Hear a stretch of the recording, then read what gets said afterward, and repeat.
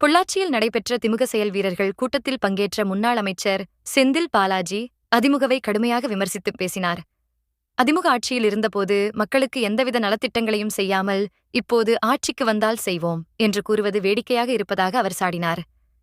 பொள்ளாச்சி தொகுதி வேட்பாளர் நித்யானந்தத்திற்கு ஆதரவாக நடைபெற்ற இந்த கூட்டத்தில் திமுக அரசின் சாதனைகளை பட்டியலிட்ட செந்தில் பாலாஜி கோவையில் உள்ள 10 தொகுதிகளிலும் திமுக கூட்டணி முழுமையாக வெற்றி பெறும் என்று உறுதிபடத் தெரிவித்தார். 50,000க்கும் மேற்பட்ட வாக்குகள் வித்தியாசத்தில் ஒரே தொகுதியில் வென்றது என்ற சிறப்பை நாம் அனைவரும் ஒன்றுபட்டு உருவாக்கிட வேண்டும்.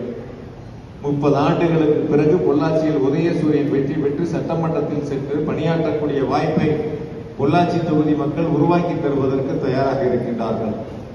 200க்கும் மேற்பட்ட இடங்களில் திமுக தலைமையிலான மதசார்பற்ற முற்போக்கு கூட்டணி வெற்றி பெறும் என்றாலும் கூட கோவையில் 10க்கு 10 திமுக தலைமையிலான கூட்டணி மகத்தான வெற்றி பெற்றது என்ற சரித்திர சாதனையை உருவாக்கிட வேண்டும்.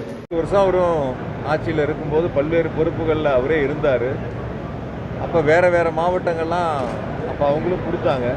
அப்பயே பொள்ளாச்சி கேட்டு வாங்கலை. வந்தால் செய்கிறேங்கிறதப்ப இருந்தப்போ செய்யாமல் விட்டுட்டு வந்தால் செய்வேன்னு சொல்கிறது எப்படி அவங்களுக்கு தெரியும்? அவங்க ஆட்சி கண்டிப்பாக அடுத்த முறை இல்லைங்கிறது அவங்களுக்கு தெரியும். திமுக ஆட்சிங்கிறது அவங்களுக்கு தெரியும்.